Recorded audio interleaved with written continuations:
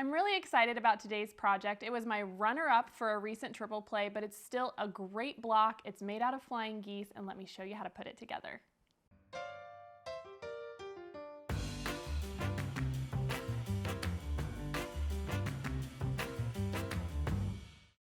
So this was my runner-up project from our flying geese triple play that we did recently, but I think this is still a beautiful block and it comes together really quick. This is called the Friendship Chain Runner, and I actually found this block in Barbara Brackman's book and I think it's so fun. So let me show you how to make it. I'm going to set this aside and we'll go through the supplies. So first up, you're going to need one package of 5-inch squares. I used Cascade by Three Sisters for Moda. It's this beautiful blue and cream line, really, really pretty. You're also going to need a 1/2 yard of background fabric. That includes your inner border. You'll also need a 1/2 yard for your outer border and an additional 1.5 yards for your backing. So let's get started. I'm going to go ahead and move all of this out of the way. And I'm just going to take you through one block because each of these blocks is made the same. And so you are going to pick 5 squares out of your pack, and I picked a light, this beautiful cream, 2 mediums that are matching, it's kind of this light blue, and 2 darks that are matching. You're also going to need 6 2.5 by 4.5 inch background rectangles. So let's go ahead. We are going to start with our light square here, and we are going to just cut this in half. Actually, I'm going to trim off a 1/2 inch first because then it will save me a step. So from one side, we'll trim off a 1/2 inch, and that's our waist, and then we can rotate this, and I can lay my ruler right on the edge since it's 2.5 inches wide, and this is going to give me 2 2.5 by 4.5 inch rectangles from this 5-inch square. So from both the medium and the dark, we are going to line these up and we're going to cut them in half both directions so that we get a total of 8 2.5 inch squares, 4 from each 5-inch square, right?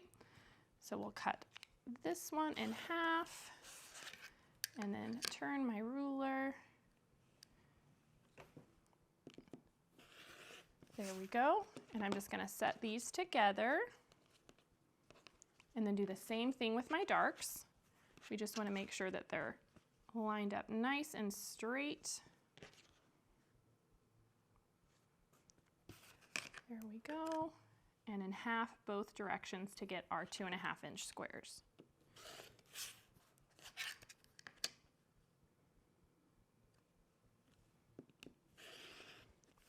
All right, so now I have all the components that we need for our blocks.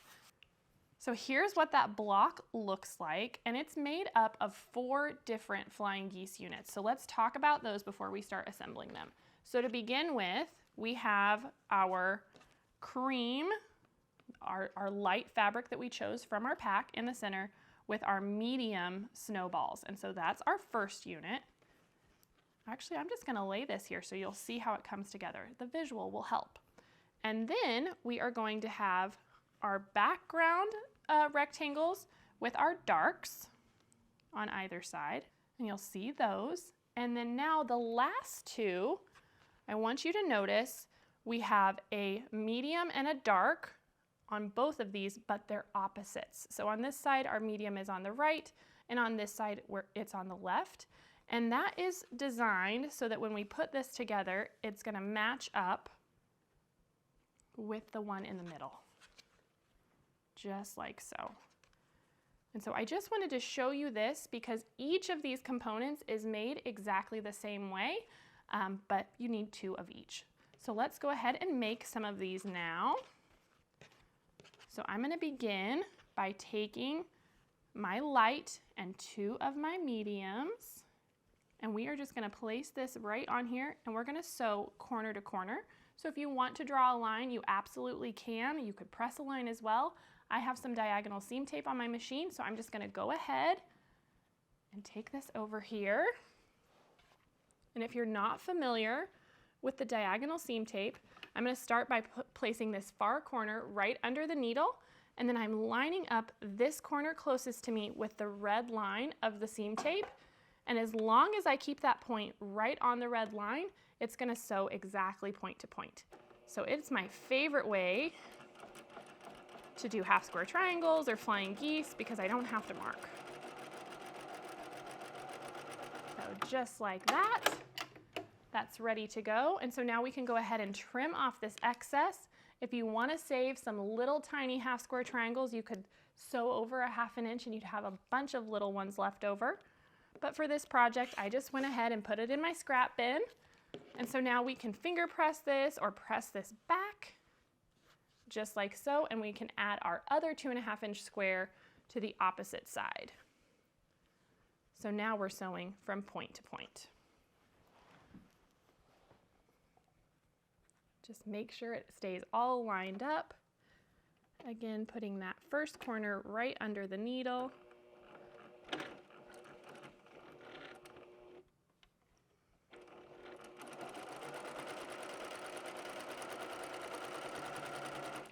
There we go. All right, so now let's go ahead and trim off the selvage again, or the excess, not even our selvage. And we'll give this a good press with the iron now.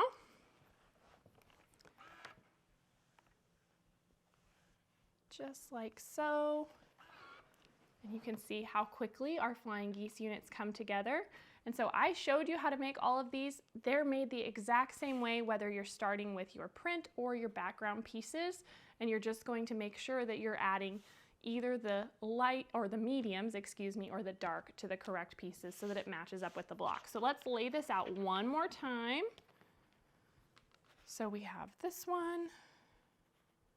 Our prints are always going to start in the center, and we can actually sew these together. This is how I did it. Let's kind of make that kind of diamond shape in the middle.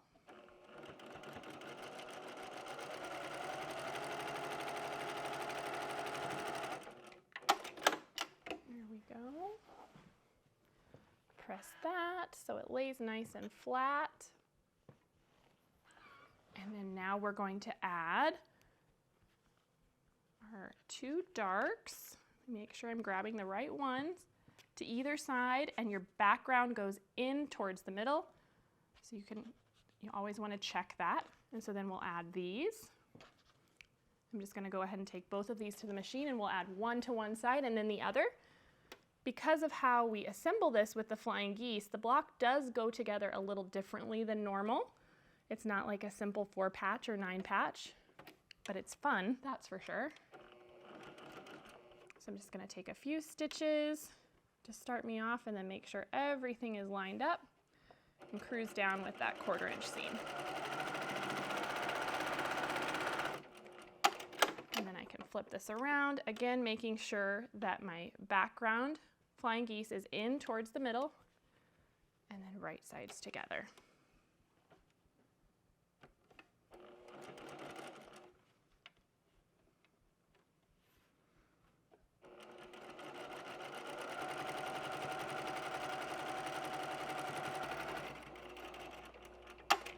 All right, so now we can give this a press, and the center of our block will be done.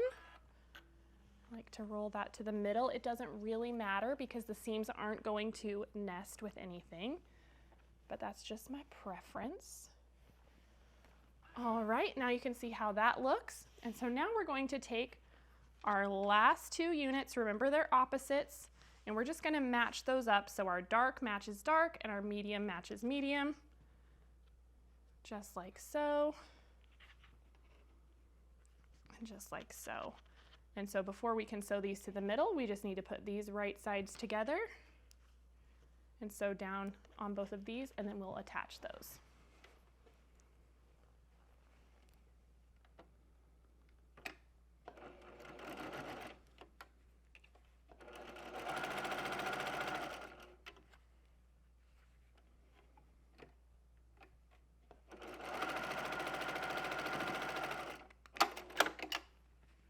Okay, and so now you can see how this is going to fit together so nicely, just like so. So I'm going to fold this one over, bring it over here to the machine. Now I do want to note, I haven't squared any of these up. I've been able to fit these together, but if you get to a point where they're feeling a little wonky, just remember you can trim them back to that 2.5 by 4.5. That's what we're looking for. So sometimes when you snowball, they can get a little bit off, and it's no problem to just take the time to correct that. So the only seam that I'm worried about lining up here is this center seam here, because that will intersect. So I'm just making sure those nest nicely. I'm holding them together with my finger. And then you do want to watch your point here on this flying geese. And as long as you're staying on this side of that point, then you won't lose the point of the goose.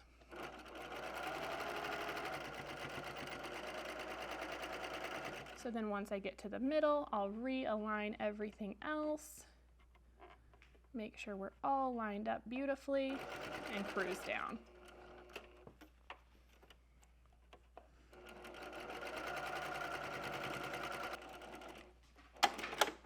All right, and so now we can add the other section to the other side. We just want to check and make sure that that's going to match up. This is the same idea. We just want to nest that center seam and watch our points so that we don't lose them.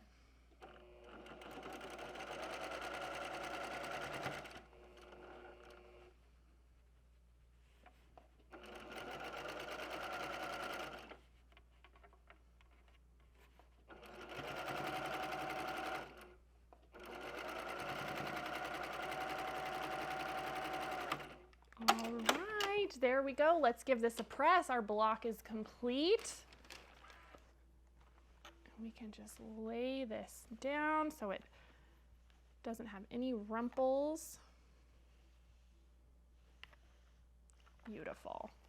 There we go. Isn't this such a fun block? I love how quickly it comes together. It's just really fun to play with and see what you can make with different flying geese units, and I was really pleased with this one. And so we just set these together one after the other.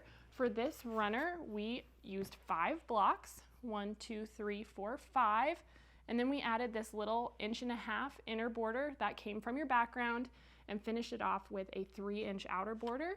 And it's got this pretty gentle backing that's really fun, and we quilted it with drops of paisley. So I hope you enjoyed this quick and easy runner project, and I'll see you next time on At Home. Hey everyone, it's Misty. Thanks for watching At Home. If you aren't already a part of our Missouri Star family, be sure to subscribe and hit the bell if you want a notification every time we release a new video. I'll see you next Monday on the newest episode of At Home.